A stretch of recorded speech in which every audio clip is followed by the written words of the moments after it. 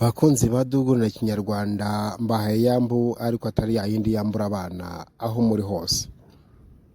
Reka mbagwe ibyano bakunzi bakadasohoka bari Rwanda ahangaha nganje abari hakurya y'inkiko z'u Rwanda ndetse n'ibwota amasimbi. Uyu munsi nabategura ikiganiro cy'imigani 10 ishingiye ku ijambo.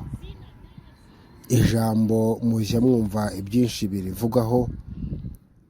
Ijambo rijya guhuzwa na jambo kuko nayo yaremaga ivuga. Ariko abanyarwanda hari imigani baciye ku ijambo cyangwa se baninuriye ku ijambo. Ngaho rero ni mu ntege yombi nze tuyirambure. Umugani wa mbere uragira uti ijambo rigukunze riguma mu nda. Ngo ijambo rigukunze riguma mu nda. Ibi bishatse kuvuga iki? Bishatse kuvuga ko burya iyo umuntu yitwara neza akagerageza kugira ibanga, akagerageza kutazamura cyangwa se ngo agire ikintu abwira undi kibi cyamukomeretsa, ni byiza biramurinda, bituma abana neza n'abandi, bituma agaragara neza mu bandi, kandi bigatuma abantu bamugira icyizere nk'umuntu w'inyangamugayo. Hari umugani ugira uti iyo umuntu abitse mu nda nta mbwa imwiba. Ngo iyo umuntu abitse mu nda nta mbwa imwiba. Ibi bishatse kuvuga ko burya iyo hagize akarenze umunwa karushya ihamagara. Ijambo rirakomeretsa. Iyo umuntu asohoye ijambo akaribwira undi muntu agakomereka, ahangaha rwose rya jambo usohoye riba rikugambaniye. Rero baravuga ngo ijambo rigukunze riguma mu nda. Ijambo ryiza, ijambo kuko iyo utarisohoye rituma nta muntu ubona uko uri, nta muntu uba yakuvuga nabi. Umugani wa kabiri uragira uti ijambo rihima umujinya.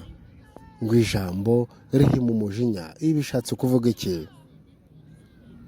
Bishatse kuvuga ko iyo umuntu afite ikibazo runaka, iyo umuntu ahuye n'ibyago runaka, iyo umuntu ahuye n'uburwayi runaka bukomeye, akavuga, agasobanurira abantu uko ameze, akaganiriza abantu uko byagenze, uko bimeze, ahangaha aroroherwa. Abantu atekereje iyo nkuru bamugira inama, bakamurema agatima, ahangaha akoroherwa. Rero ngo ijambo rihima umujinya. Iyo umuntu akunda kuvuga araruhuka. Ngo ukorora acira abagabanya. Ibi nicyo bishatse kuvuga. Umugani wa gatatu uragira uti ngo ijambo rya mukuru riratinda ntihera. Ibi bishatse kuvuga iki? Uyu mugani tuwukoresha kenshi iyo umuntu mukuru akubwiye ikintu, aba yakitegereje neza, aba akizi ingaruka zacyo, aba akizi uko cyakubabaza. Iyo akugira inama, iyo aguhanuye agasanga warahanutse, iki gihe ntutinda kuyibona. Hari igihe bigera nubwo wagiye ukazibuka umuntu wakubwiye ngo ibi ngibi have n'ibibi, ibi ngibi sigaho. Ngo ijambo rya mukuru riratinda ntirihera. Umugani wa kane uragira uti ijambo rya mukuru riturwa ishashi.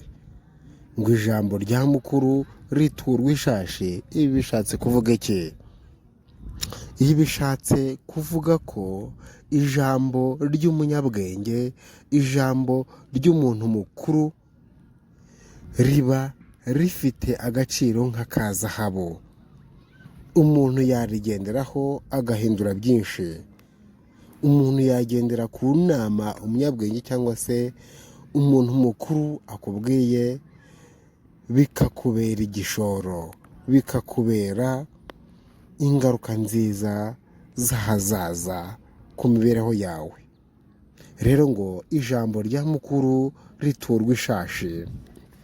Umugani wa gatanu uragira uti ijambo ry'inkoramutima riserurirwa inshuti. Ibi bishatse kuvuga iki? Ngo ijambo ry'inkoramutima riserurirwa inshuti. Guserura cyangwa se guserurira ni nko kugaragariza, kubwira umuntu ikintu wari ufite nk'ibanga.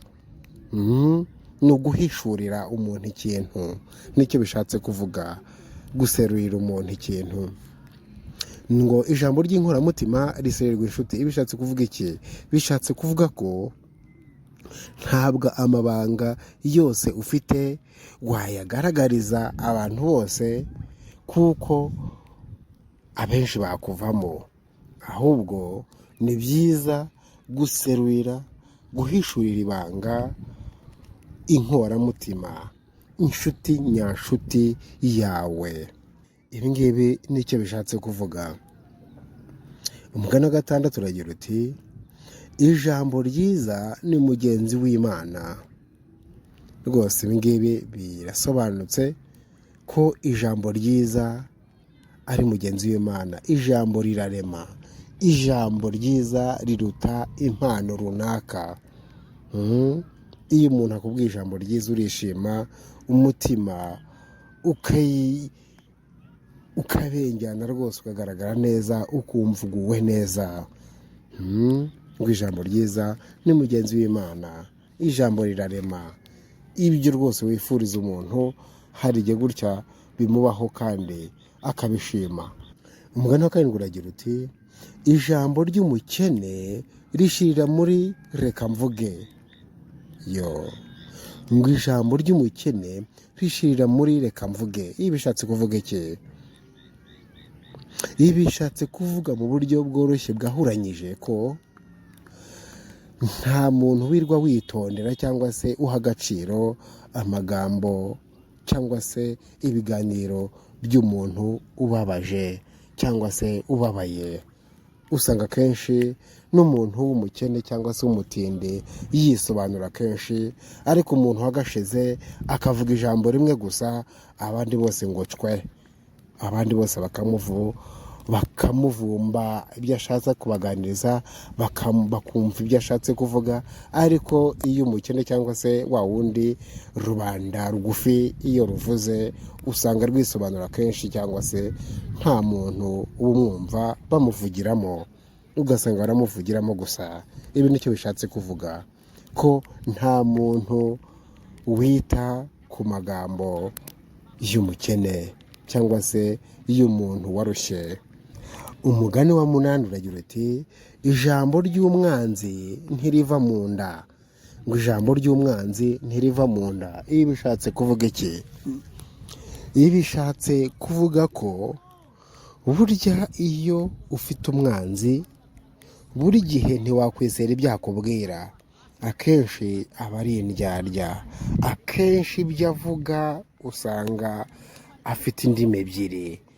Ahangaha usanga akenshi uburyo yitwara n'uburyo akwitwaraho ari bya bindi byo kugushukashuka kugira ngo hagire icyakuvanaho.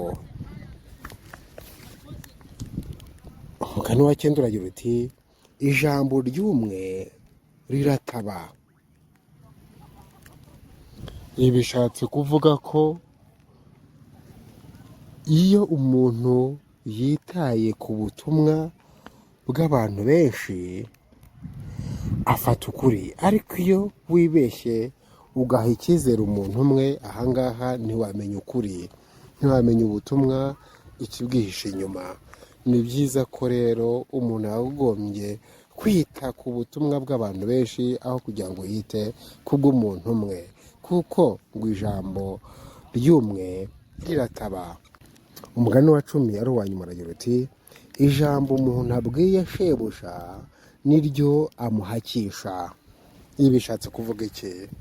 Ibi bishatse kuvuga ko iyo witwaye mu buryo bwiza kuri shobuja, iki gihe kwa kwitwara neza kwawe, kwa kugira ikinyabupfura nicyo aguhakisha, nicyo gituma agufata neza, nicyo gituma aguhana ukagabana, nicyo gituma akubaha.